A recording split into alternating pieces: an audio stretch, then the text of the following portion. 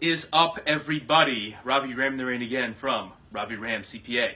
I'm Devin Ramnarain. Hey guys. Hey, we are back. This time we're going to talk about malls / venerable retailers from a general standpoint and why they're going out of business and or having financial setbacks. Yes.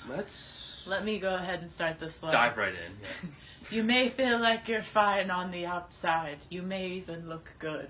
But somewhere deep down, you have a wet sock. I stepped in a puddle. We're doing this from our house, so we can kind of dress however we want. I digress, though. Online retailers have Everything? so much, everything, Yeah. yes, so much better prices, too. Right. For a little extra, or sometimes a lot less, actually. Mm-hmm. You can have something sent to your house in a couple of days or even the next day.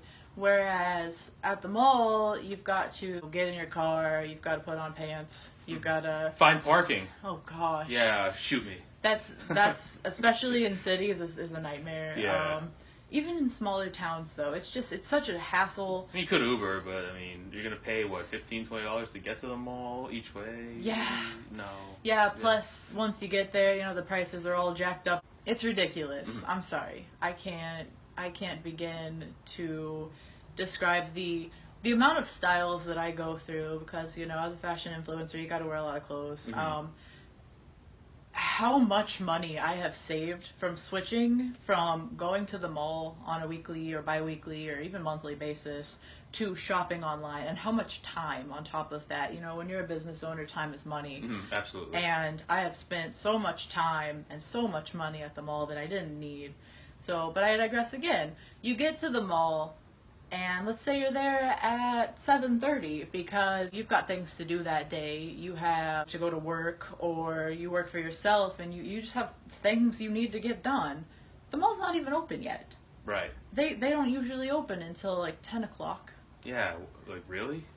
I don't understand that. 10 o'clock to, I don't know, usually like 9 or 10 p.m. Maybe. Who has time to go to the actual mall before work? It's so inconvenient. And then once you get off work, say you're working till 6 o'clock, 7 o'clock, and you have this huge commute, even if you have a mall close to you, who has the time? Don't you want to go see your family, your friends, or just go, hang out by yourself at home? Nobody wants to spend that kind of time. Absolutely not, no. It's almost an archaic concept at this point, and we'll get into potential suggestions later in this vlog about what they can do to cope, but, I mean, Devin's right. The whole mall concept, just from the hours to what they're offering, the prices. Yeah, okay, fine. You can go to a mall and you can touch, you can feel what you're buying versus seeing it, through your iPhone or through your laptop or whatever. But at the same time, you save so much more money if you do it online. I mean, it's almost a no-brainer. In fact, it is a no-brainer. And if things don't fit, if you buy them online, you just send them back and they'll refund you. Right. Yeah, they pay for the shipping and everything. It's a win-win situation. And that actually is a really, really great segue into our next point, which is when you do go to the mall, and we can talk about this at length in a future vlog, but when you go there, salaries, wages have not gone up significantly, as we've talked about in a prior vlog in the past, 20, 25 years. They haven't. And the customer service, as a result, has gone lower than John Cena's self-esteem. I mean, come on, that girl he's with is ugly.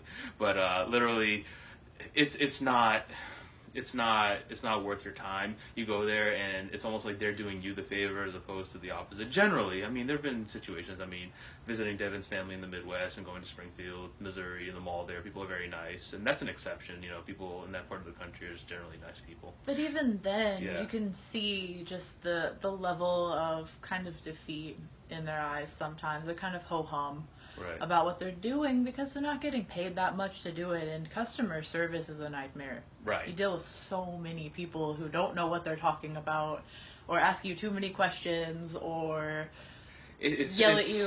It's not worth it. And when you're on your off time, Devin and I work a lot of hours. We don't get a lot of free time. So if we're gonna go and buy stuff somewhere, we don't want to deal with attitude. We don't want anybody giving us dirty looks. We don't want somebody being so bad at what they're doing that we have to call their manager's manager just to straighten it out. No, we just, it's so much easier just to sit in our place and literally just buy stuff online and then have stuff sent to your have it house. sent to the house. Yeah, basically, yeah, that's it. It's easier. It just is. So, the concept of the malls, plus the food courts, just everything there.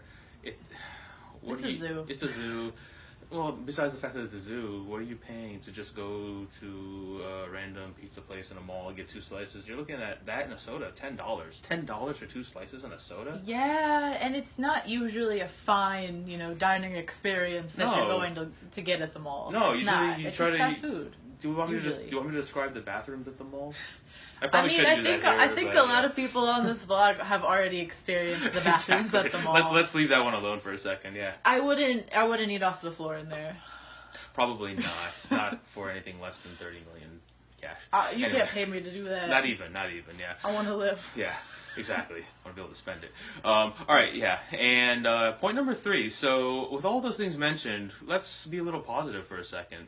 What can malls do to cope with this? I mean, there's some really, really great ideas I've been reading about. First and foremost, you have a lot, granted, there are a lot of overweight people in America, don't get me wrong, but there are a lot of fitness conscious people now, people who are into going to the gym 3, 4, 5 days a week. Why don't more malls have a Planet Fitness in them, Yeah, there aren't very many that do, and I've seen more malls that have a bowling alley than that have a gym. I don't understand that at all. You've got a Jamba Juice.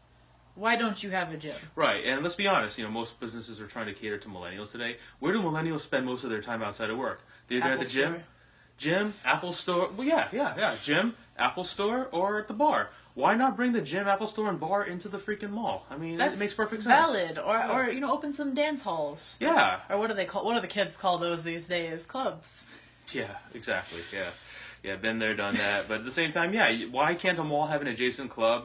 Kind of Broward Mall after dark, or something cool that people want to flock to. That would be so awesome. It's so obvious, and you can have some of those stores still open as people are coming into the club, and they'll buy things. They'll buy something cool to wear. They'll buy a pair of sneakers and maybe stick it in their car, and then go into the club and party. Have a couple like clothing stores open so girls can buy, say they just came from work and they don't have an outfit and they want to look cute, so they go buy their little club dress and then go change in the super clean, wonderful bathroom. You can keep the food court open, and so all these drunk people will come get Taco Bell. I mean, come on. Hire a couple more cops and that's it. You're done. Yeah.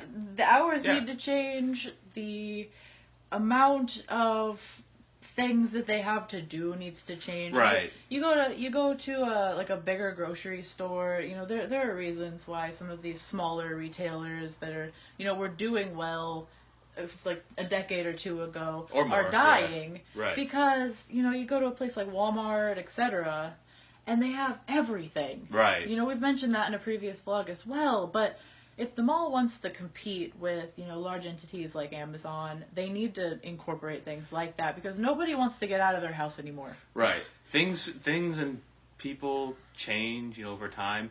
The mall is a very archaic concept in its current state. If things are going to change, businesses have to change. If you're not going to be adaptable to change, you're going to get left behind. Exactly. Plain and simple, in all walks of life. And for more, you can obviously, hire us, and we can tell you everything about financial situations and changing, and why San Francisco and New York are not for the average person anymore. We digress. We will talk about all of these things, continually. Yeah. Just how prices are rising, things are, not getting much better for the, middle class, just etc. There's so much. And another thing, including all of these new things in the mall might motivate people to be more social and get out of their houses, because that is a factor that is very negatively affecting the environment right now. Is nobody wants to get out and meet other people and make friends and be social and move around, and we're just all going to turn into those fat blob people from WALL-E. Yeah. So many people who want to be friends with somebody on Facebook, in a different city, but when you visit that city or town, they don't have time for you. They don't have time for you. But they want everyone to know that they know you. Yeah, you need to delete those people, by the way. Yeah. So, for Devin RaviRam, I'm RaviRam. So long, and we can't wait to see you guys next week. Bye. See you guys.